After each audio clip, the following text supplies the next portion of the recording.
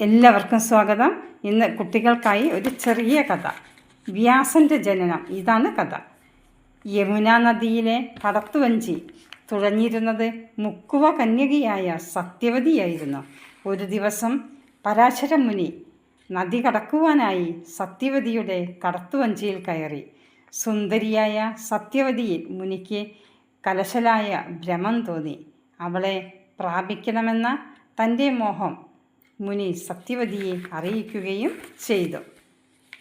തൻ്റെ കന്യകാത്വം നശിക്കുമെന്ന ഭീതിയിൽ മുനിയുടെ ആവശ്യം അവൾ നിരാകരിച്ചു. സത്യവതിയോട് പരാശര മുനി പറഞ്ഞു, നിനക്കൊരാപത്തും വരാതെ ഞാൻ സൂക്ഷിച്ചു കൊള്ളാം. മാത്രമല്ല നിൻ്റെ കന്യകാത്വം നശിക്കാതിരിക്കാനുള്ള വരവും ഞാൻ നൽകാം. മുനിയുടെ വാക്കുകൾ വിശ്വസിച്ച സത്യവതി വഞ്ചിയിൽ വെച്ച് തന്നെ മുനിയുടെ ആഗ്രഹങ്ങൾക്ക് വഴങ്ങിക്കൊടുത്തു. മത്സ്യഗന്ധമേറ്റിരുന്ന അവളുടെ ശരീരം അപ്പോൾ മുതൽ കസ്തൂരിയുടെ ഗന്ധമുള്ളതായി തീർന്നു. ഗർഭിണിയായ സത്യവതി മുനിയുടെ തപോബലം കൊണ്ട് ഉടൻ തന്നെ പ്രസവിക്കുകയും ആ കുട്ടി ഉടൻ തന്നെ യുവാവായി തീരുകയും ചെയ്തു.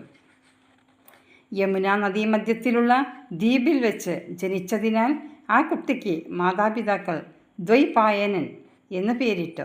മാതാവായ സത്യവതിക്ക് തന്നെ കാണണമെന്ന് മനസ്സിൽ തോന്നുന്ന അവസരത്തിൽ വന്നുകൊള്ളാമെന്ന് പറഞ്ഞ് പരാശരമുനിയുടെ പുത്രൻ ദ്വൈപായനൻ തപസ്സനുഷ്ഠിക്കാൻ യാത്രയായി.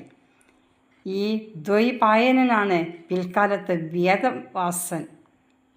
വേദവ്യാസൻ എന്ന പേരിൽ പ്രസിദ്ധനായി തീർന്നത്.